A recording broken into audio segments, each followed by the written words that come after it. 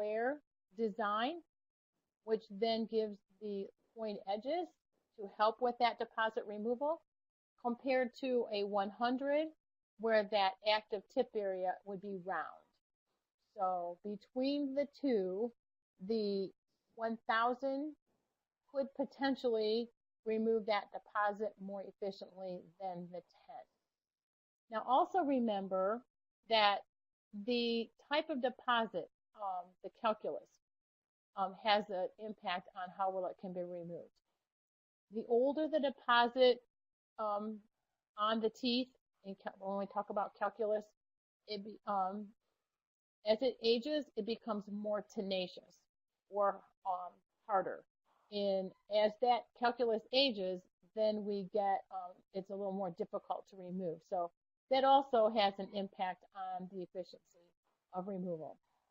And then there's also technique, how that operator actually uses that ultrasonic tip.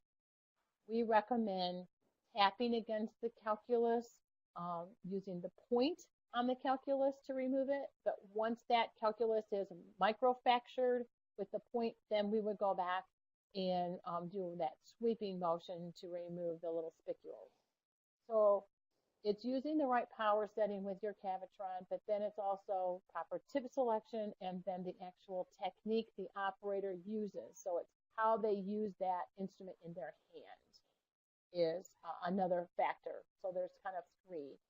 And you know, that's a little harder discussion to have maybe for you with your offices, because they want to, is their technique piece of it, but know that as another factor in this. Okay, we have another question, and it says the rebranded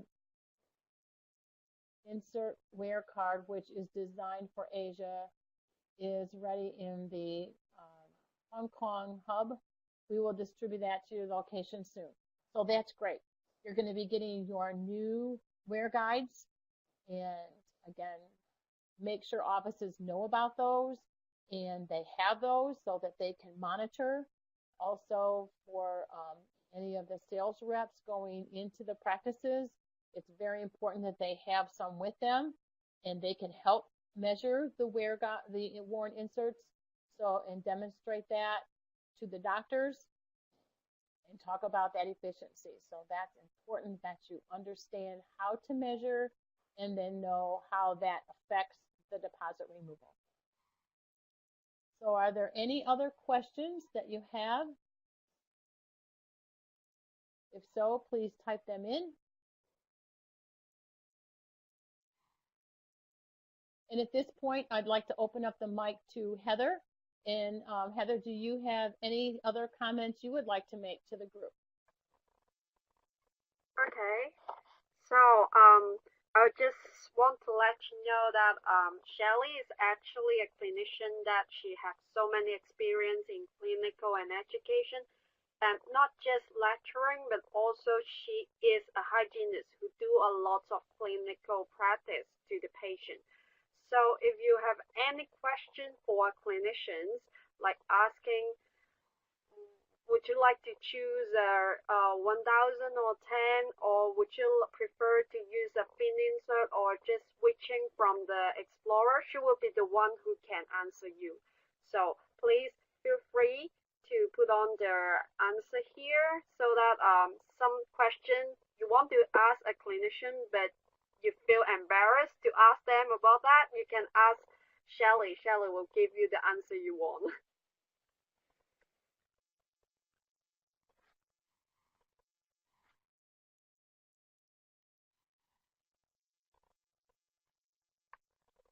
Or if you have any questions come in after our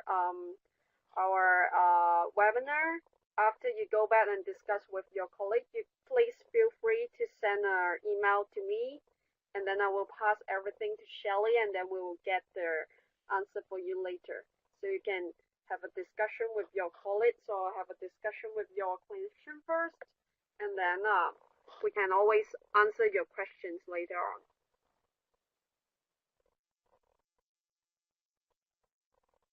Okay, well, I'd like to thank everyone for taking time out of their evening to join us again for this webinar. And again, in another day or so, we will have this recorded link that we can send out, and you can go back and revisit it.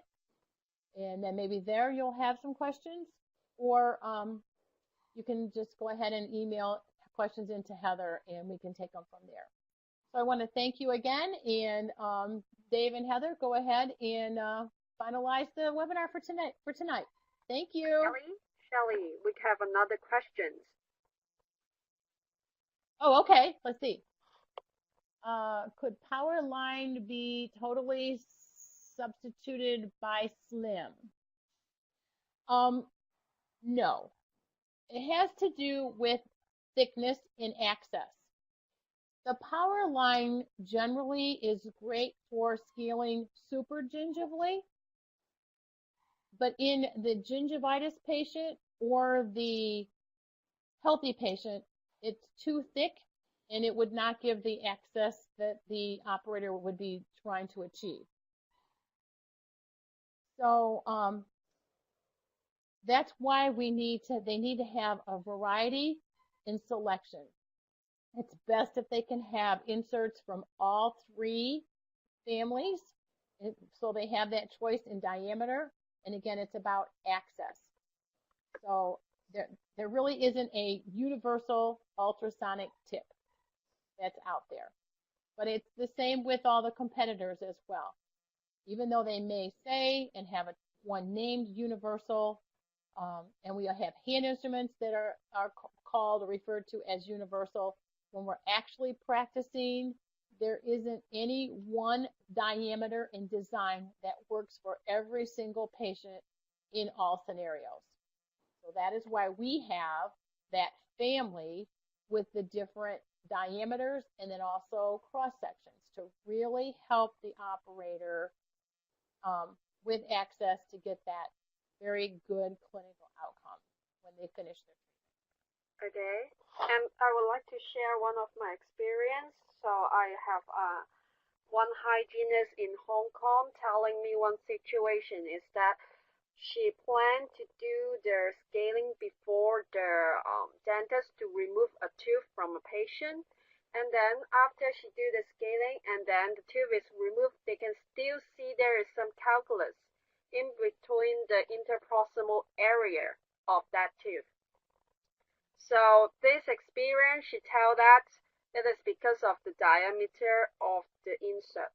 If the diameter of the insert is too thick to go into that place, you can never remove something that you would like to remove, like the calculus. So definitely you cannot stuck the thick insert into some area like the tight gingiva. That is not possible that you want to remove all the biofilm and calculus. That's why we need to have multiple inserts to do for one patient. There's no one insert can do the whole mouth scaling. That's correct. Any other questions?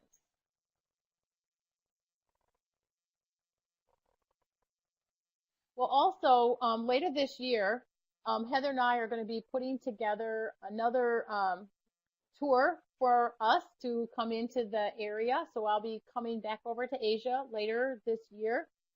So knowing that, please send in any questions, requests, or help that you may need. And then hopefully we could maybe make a trip into where you are and help with that. So again, Heather, I might have just given us a lot of extra work, but just know that I will be coming back over to the Asia Pacific area again this year, and I hope to see you when I come. Yeah, love to see you, Shelly, in person. Yes, I know. Yes, I don't like to be recorded on webinars. I'd rather come. Okay, so thank you, Shelly, for giving us such a fruitful lecture. So again, if you have any questions afterwards, just send me an email, and then we will discuss with Shelly and get back to you later. Okay, thank you. Thank you, Good night, everyone.